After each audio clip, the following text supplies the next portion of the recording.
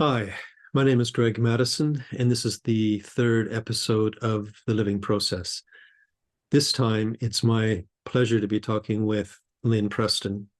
Lynn's a good friend of mine. We met at a focusing conference in Germany many years ago and have kept in touch, taught together, had a lot of conversations. We have a lot of play fights about particular things, as you'll see in this episode. Lynn is very well known in the focusing world. She's been a part of focusing-oriented therapy from before there was such a thing, really. She is also a relational psychoanalyst and teaches at the Institute of Contemporary Psychoanalysis. She recently has also developed a Help for Helpers group and a community empowerment group. So in addition to all of her work in psychotherapy and the focusing world, she's also expanding into more community development, which we touch on also in this episode. We talk a little bit about how Lynn got into the world of focusing and how she first met Gene Gendlin. We talk a bit about the kinds of conversations that they used to have, and especially discussions about theory that they would have and that Lynn and I also have. We spoke a bit about self-disclosure and working relationally in psychotherapy.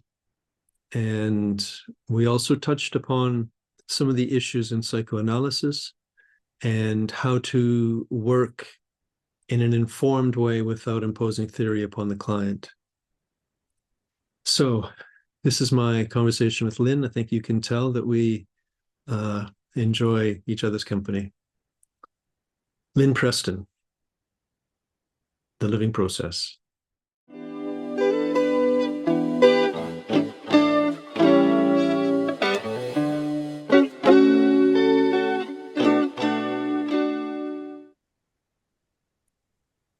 Hello, welcome back, and I am very happy to say that I'm with my friend Lynn Preston.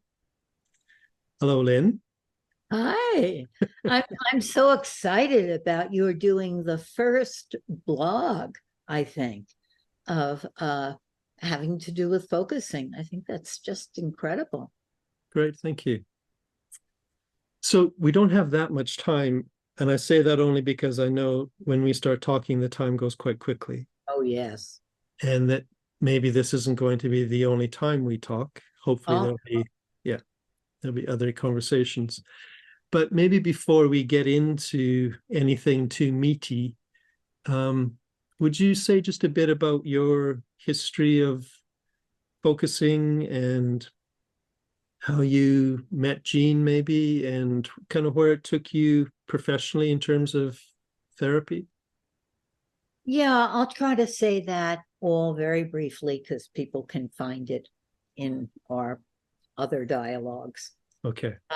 But as a young woman, I was studying all different kinds of therapeutic approaches, and I came across Gene very much by accident. Somebody showed me a flyer of him, and I went to see what he had to say, and I was mesmerized, not by what he said, but how he said it and how he was with people, and how the way he was with people brought out all of this depth. And it's as if each person that he spoke to came alive, and their voices were heard in a different kind of way. And I was amazed at that and knew immediately that I wanted to study with him. And I was in therapy with him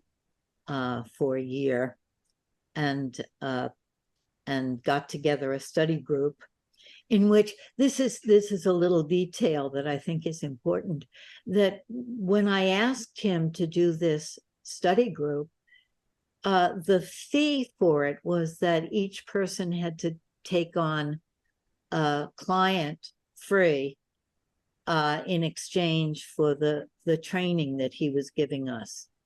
And then use that client as a way of studying how to be with that person in a focusing kind of way. And I think that's a detail that hasn't been widely known. That sounds so much like Gene. It's a very creative way to kind of spread focusing to people that may not have access to it otherwise. Mm. So I studied with Gene. I was in therapy with Gene. He described focusing as a process or a technique. I didn't take to it. It wasn't until years later that I got what the depth and but in his desire not to contaminate the therapy with his wanting me to learn from his way, he didn't pursue it at all. And I had to come to it later through workshops and things like that. So that's also a detail that's sort of interesting that I don't think I've said before. That in the therapy with you, he dropped it so completely that you had to go and find it someplace else. Well, he didn't drop the living of it, the phenomenology of it, the way he was being with me. Yes, but he dropped any talk about it. Mm-hmm. And I learned so much about dropping the talk about things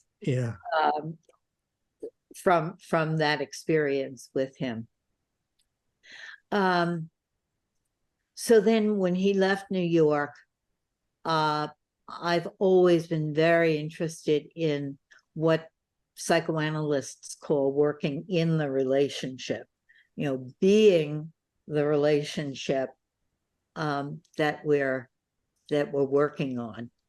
And so I went into psychoanalysis and studied psychoanalysis, and not the old kind, but the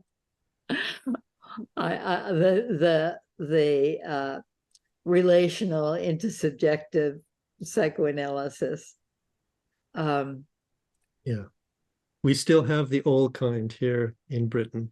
Oh, really? Yes. Not just that, but we do still have that. Yes, we probably do in New York. I'm not so in touch with it, but I could say a little story that might bring out the essence of it for me. When I met my psychoanalyst, I said that I was worried about all of the things that we're worried about with the old psychoanalysis, about her hiding behind her role, not having a real dialogue, not being able to talk about what was going on between us, things like that. And I was telling her about a client that I had that I was having trouble making connection with, and saying, I want us to be able to really wrestle together, and saying that about the therapy. And she said, well, let's do it. I was so amazed. She got down on the floor with me, and we were wrestling. And that, of course, I was a lot younger, and she was a lot younger. But I was so taken with her willingness to do that, and to mold the relational dance around what I was needing. And it was interesting what I took away from it that I couldn't say to her. And I'm always very interested in what we can't say in a relationship, was that I was stronger than she. And I felt her fragility in a certain kind of way. And how we were negotiating that. I mean, maybe it wasn't even true, but that was that was my feeling. and you were interacting with her in a way that protected that in her. I wasn't sure. I was questioning that in my mind, Yeah. but we hadn't built up enough of a relationship for me to bring that up. But it would have been wonderful if I could have said that. She could have been open to that. I love the image of the two of you wrestling. that is very liberating to imagine that.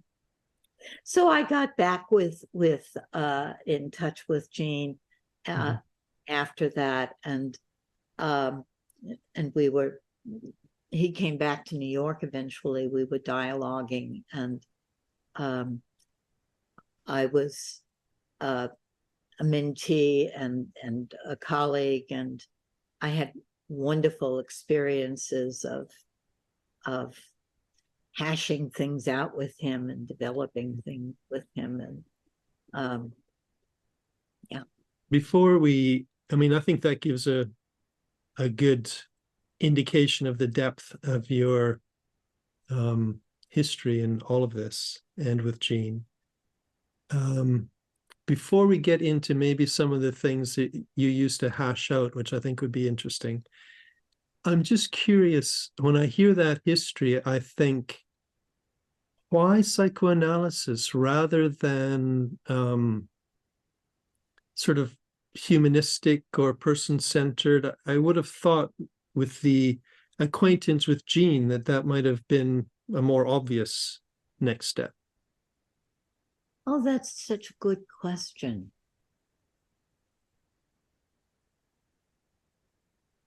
I felt that there is some magic, some power in the transference of being able to build enough trust so that you're playing out things with the therapist.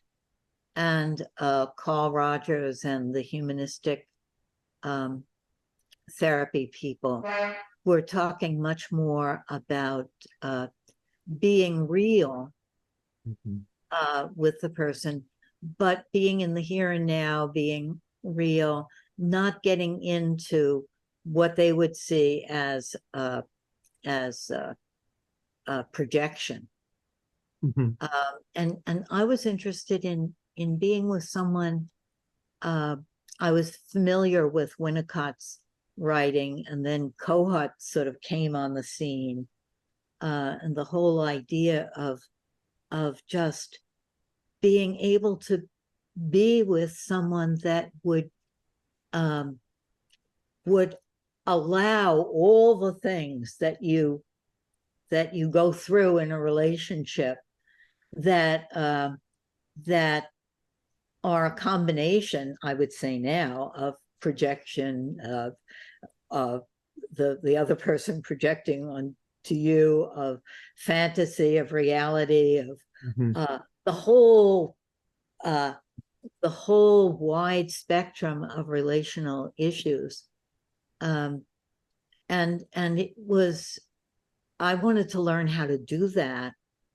And I learned how to do it in a way that incorporates a lot of Gene's philosophy and puts together the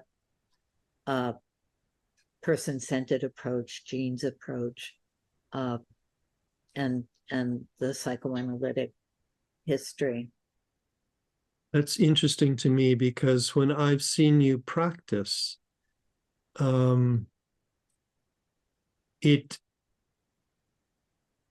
it's an interesting, I mean, in terms of practice, it is something that I would be familiar with, but where it's coming from is slightly different. And the thing that I notice is that you're very, very present to the real relationship that's happening between you and the other person. You're not interpreting something that seems like it's coming out of the blue. And yet somehow you're being present. It feels like you're being present to something that's more than just an alliance. There's also something else. Is that right? Yes, yes.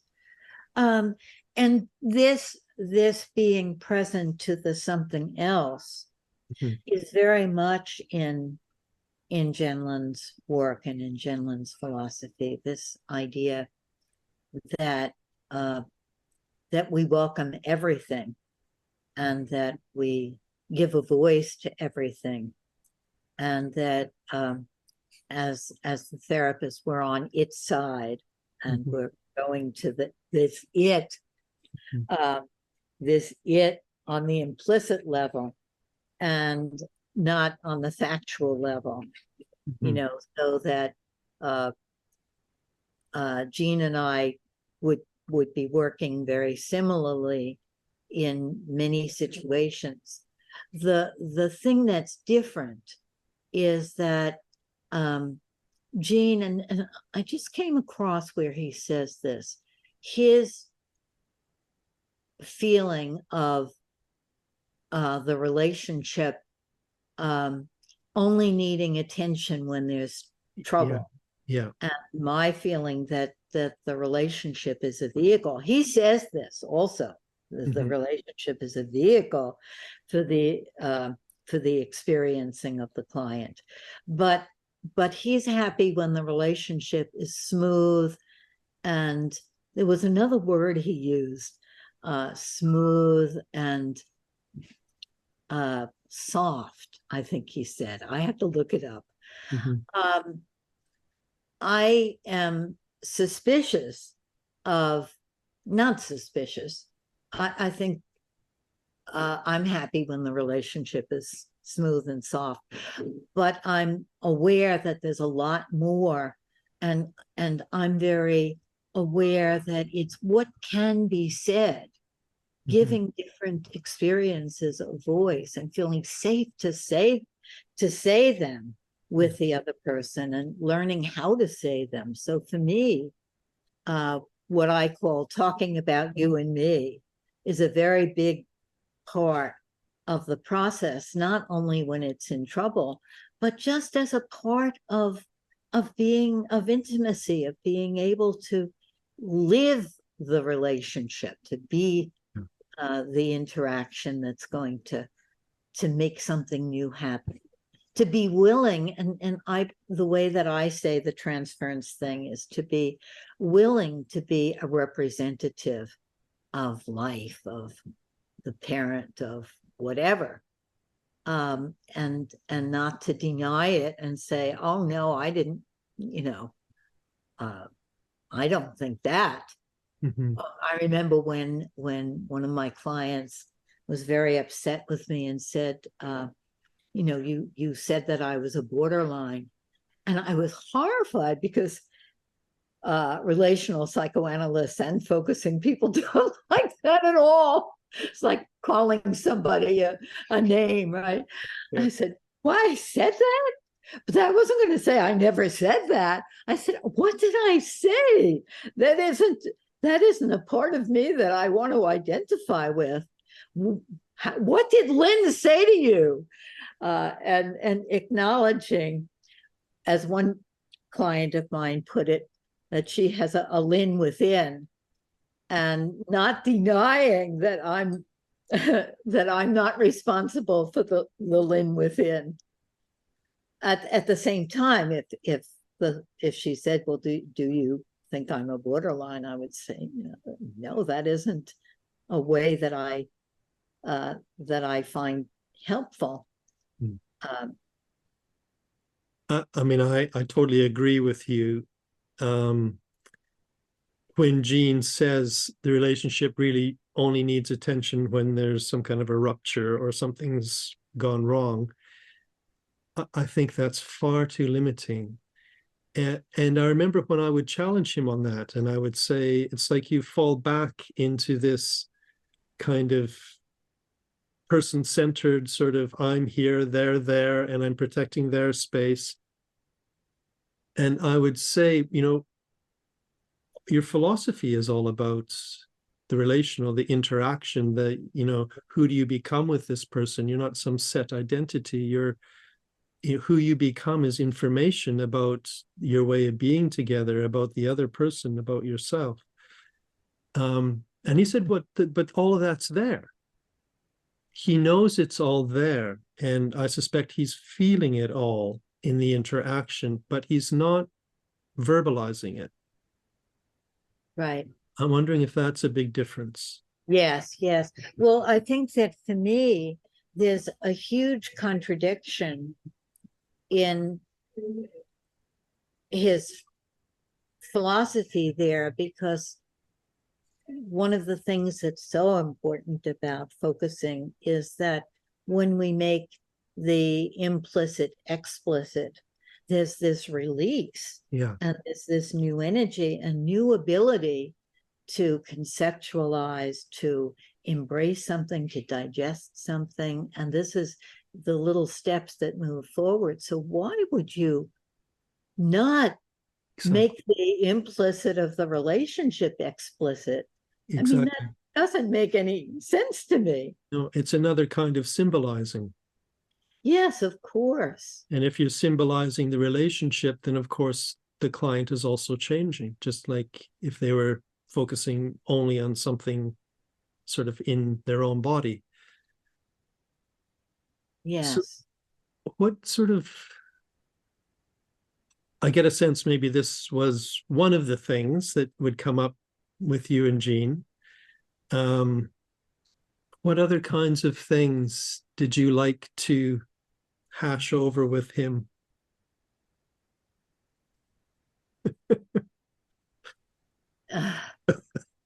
I know one, but I'll give yes. What one are you thinking of? Well, the one I'm thinking of is the one that you and I also like to play with, is the question of theory and the role of theory.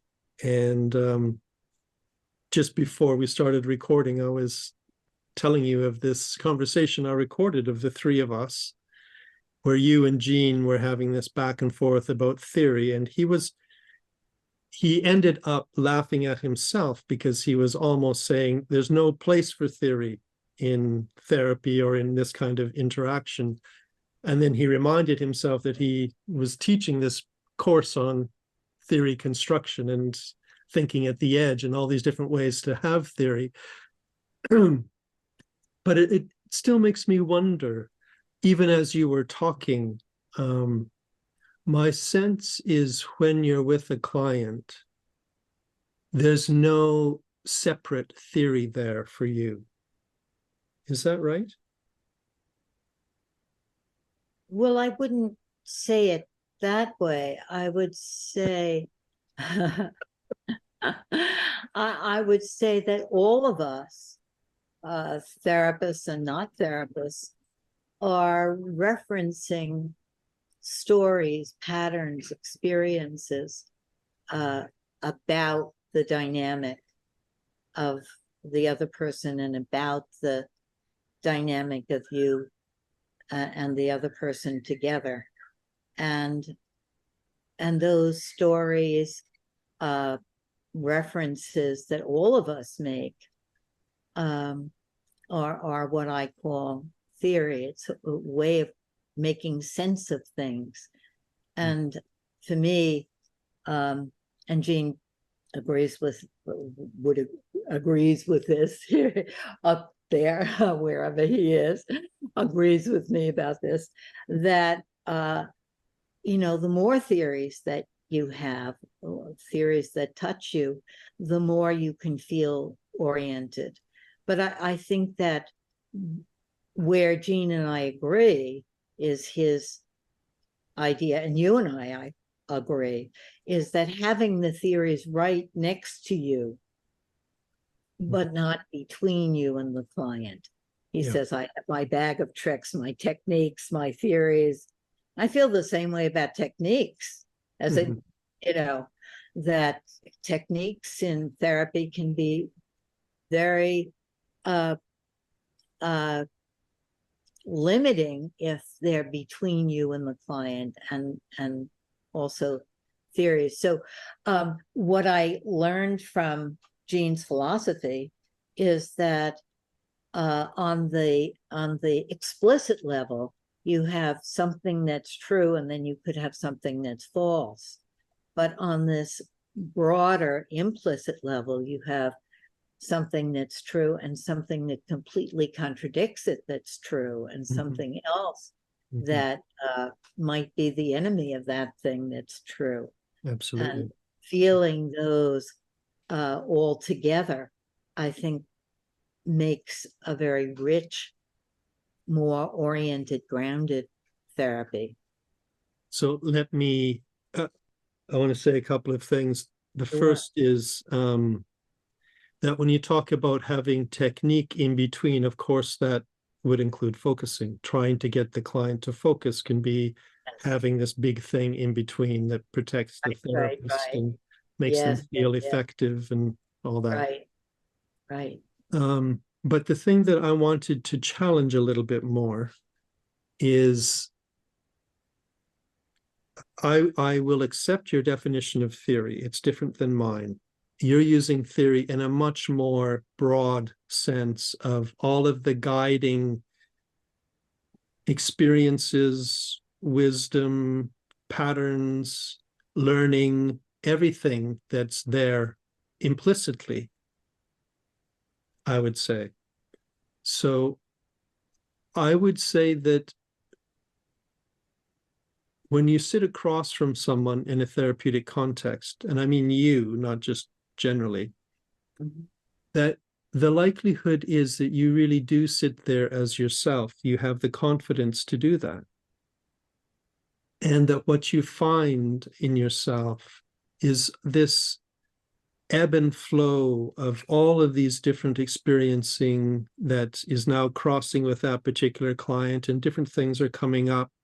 Their story, your story, things you may have learned in the past, but they're coming up because for some reason they're evoked, they're implied in that particular interaction. That they come up that way, which for me is something I totally accept. It's that in your learning and experiencing up until now, certain things have resonated and they've gone in and they've become a part of you in some way. If you want to call all of that theory, that's fine with me. Then I need to have a different word for the kind of theory that I often do see used in therapy, which is much more, it may not be manualized in that it may not tell you exactly what to do, but it can tell you what you think is happening. It can give you a framework that is imported, not evoked, but simply imported as the therapist's own structure for how to think about everything, including this particular client. That is very different from what I would say you do. Yes. I love the way that you said that, because we've had this this sort of play fight for so many years. And that solves it, that when theory is evoked is very different than when it's imported. Yes. And I would say that even when it's imported, that it needs to be tried on and felt through. And yes. Like, is this going on? Yeah. If it's imported as a suggestion, then it can still do something. If it's imported in a more oppressive way, where the client isn't allowed to object. Oh, sure. Absolutely. Yeah. But I was thinking in that instance of just the therapist by herself thinking, what the hell is going on around here? And then is it like what Winnicott says? Is it like what this one says? Is it like Gene saying that? And then trying on each of those theories, and then finding something that somebody says that says, oh, that gives me, oh, maybe. And then one could try that out. But I could give you an example. There's on Can I just say something before we go to your example? Let's hold that and go right back to it.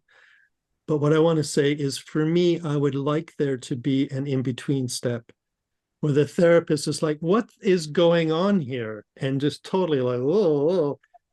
And rather than going to 5 different theories to try to anchor him or herself, instead would go into that experience first of all, and Yeah, maybe come up with the symbolizing. It's like, my goodness, I feel like I'm stuck in the mud down by the lake, and it's getting dark, and there should be some way out of this, and I can't move. And then it reminds me of what so and so said about blah blah blah.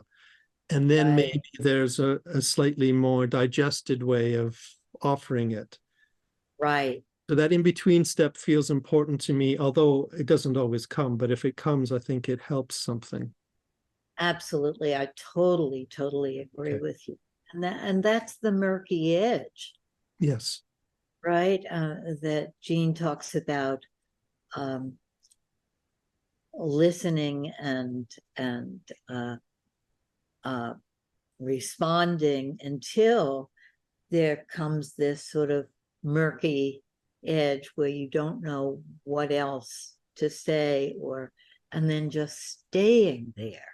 Mhm. So it's the staying there Mhm. place, and maybe even saying it as you say, oh, I don't know what's there, let's stay and see what's happening Mhm. here. um, So let's go to your example. You have a good example.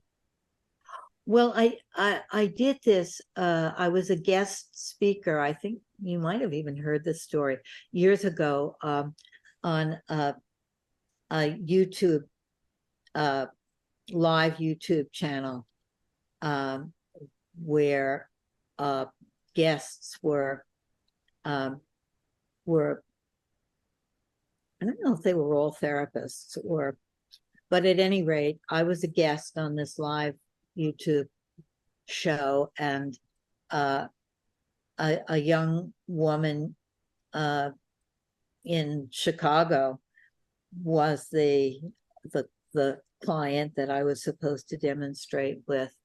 And very shortly into the conversation, um, she um, she said that she was actively suicidal, and here I am, miles away, and Mhm. I've never met her before, and she doesn't have any support system. And I was asking her more about that, listening and reflecting, and making what I call making an us. We're together, you know, seeing what this is, this what she called suicidal ideation. And she was sort of mystified about it herself, and said, I don't know why, you know, on those days, I don't want to do anything and I just want to be dead. I don't understand it. And so the theory that came to mind is the theory of dissociation, when the inner conflict is too great, or feelings are overwhelming, that one has to cut off from another part, and that the most important thing is to be able to hear from, you know from both of them, many of them. And so I had said, maybe you and I could sit back together and sort of ask her, what is this, right? uh, and we were able to use focusing. It's mostly a focusing, um, but that theory really helped me, Mhm. gave me support Yeah. to say, oh, I don't have to solve the problem, I just have to um, get this voice that's silenced. And if anybody wants to see that, it's called, what is it called? something about the unknown self. I was saying, oh, we don't know her. So you could find that on YouTube? Yeah. Okay. Yeah, on my channel. Okay, that's good to know. It's a really good example because it before you said what you did, I was following along and sort of thinking, oh my goodness, like what would I do? And I would have done something that sounds very similar. I would have said, like, can you and I just sort of see her on one of those days? See if we can get a sense of, what's really happening for her. And then I would go into my body and feel, can I sense a day like that, what it feels like? And given what she's said so far, what that would really be like. So then I'm thinking to myself, I'm not using theory, but I am using theory in your sense of the word.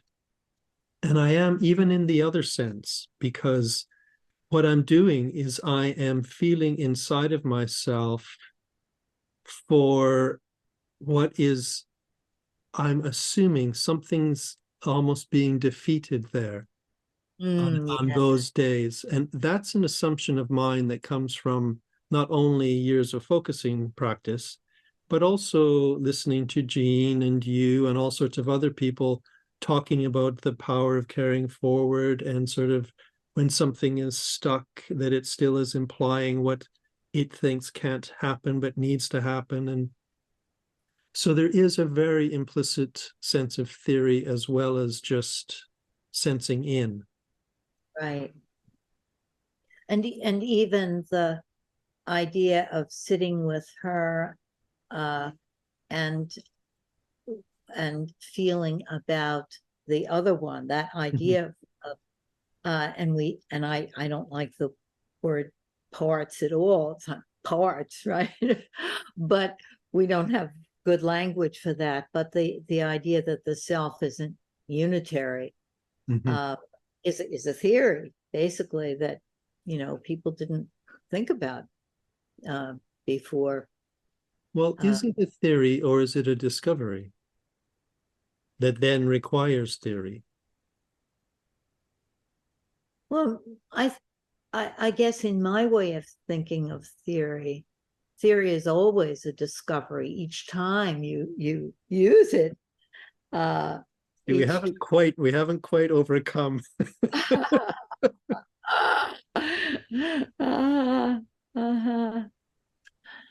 Well, there's a psychoanalyst who hates the idea that of parts of a person or not, and says, there's a cohesive self, and that's a truth too.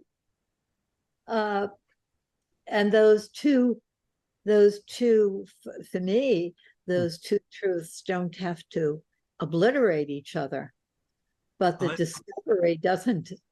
I would object to the word cohesive self. I would say, in my language, I would say there's a continuity. There's some kind of a continuity, which I suspect is that person's cohesive self. And there's also all of this diversity. Right. But I just see we don't have all that much time left. And I'm wondering, kind of skipping a bit. Could I say one more thing about that? Yeah. Skip. I think for me, theory is a story, an image, a conception. It's like a snapshot of something. And the snapshot can really help me, but the person isn't the snapshot. But I was thinking about this idea of that psychoanalysts talk about self states and how helpful that is to me, because for me, it evokes this experience of how in a particular self state, I am so different than if I could change the channel and be in another self state. But it's like something comes over you and you are that, and you're not this. And to describe that as the self state feels very helpful to me, but it might feel horrible to somebody else. So then forget it. It's only good if it's useful. Yes. Yeah, and that's, I think, what Heidegger would call Befindlichkeit, the kind of that we're always in a mood, in an orientation in our living. Right. Yeah, interesting. I have to ask one more thing before we skip. And the way you describe it, I think we actually have it very similarly, but we come at it from different ends of the street in some way. Like that metaphor. But it makes me wonder if literature, because I think there's so much richness about human existence in literature. Yeah. That also offers a lot of metaphors and insights. And would you say theory? Yes, I think that every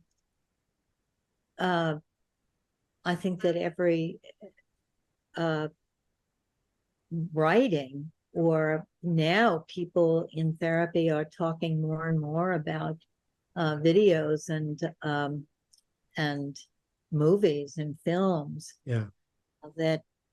That they have the theory of the personal theory of the author, of the director. Yes, definitely. And it's very helpful because we have theoretical things in common then, if we're talking about the same film. Exactly. Yeah, that's a good point. Yeah.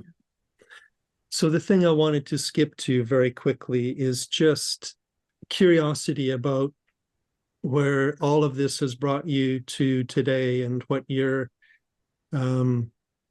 leading edge is, or your deepest passion or exciting new project.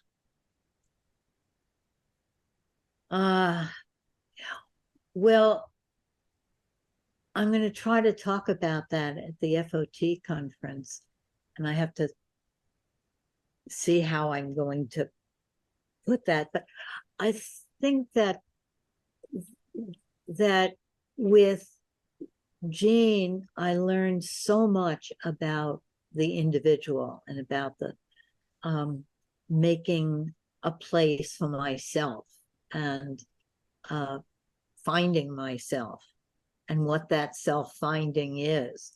And then in psychoanalysis, the dyad, the partnership, the other, intimacy, all of the issues of taking risks with someone and navigating all of that vulnerability.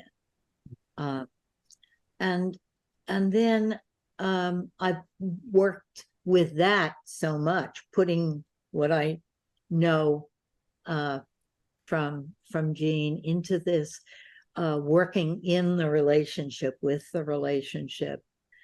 And then I think in the last number of years, I've gotten very involved with the more than the dyad, more than two people, the group, the society, the culture, the zeitgeist, and all of those same theories, principles, ideas.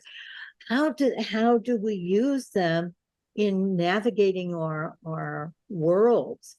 And after Trump got elected in the US, and I started this project of community empowerment using focusing for the community communication, talking across difference, because the polarization has gotten worse and worse and worse. Yeah. Worse. And this morning in the helpers group, I hosted a meeting about conflict and what know what can help us in times of the conflict inside, the conflict in our families, or small groups, the conflict in our world, and how can we stand there. But I was thinking recently that the zeitgeist, that I was really following the zeitgeist in a way, because the 60s and 70s were very much about finding the individual. And then it felt like the 70s and 80s, at least in our American culture, were about, the couple, the dyad, the partnership, the therapy relationship. And now it seems like more and more people are feeling that we can't just be in our dyads, or that we have to understand how the culture impacts relationally, and how we can impact the culture. And the takeaway thing, so that if you want to go to something else at the FOT conference and you don't want to come to my workshop, I'll give you the takeaway thing. Great. Excuse me. Is that we hope to change the other person, the other country, the other party. And we hope, if we can't do that, we hope that we'll be found right and everybody will support us. Or if we can't get that, we hope that we'll be more powerful, and we can intimidate the other in whatever way we do that. And when we can give up all those hopes, then the hope is that we can't change the other person or the other people or the other idea, but we can change the dynamic. We can change the dance. Yes. And we can do that even inside ourselves. So that's the takeaway of that. It sounds wonderful to me. And again, very interestingly, what I'm presenting at the FOT conference is called Focusing Oriented Democracy, which is about almost exactly the same thing. But again, I think approaching it from a side street or something, not quite exactly the same approach as you're taking. But the takeaway from my talk, I think, is very similar. It's that we need to actually embrace listening as the most fundamental democratic act.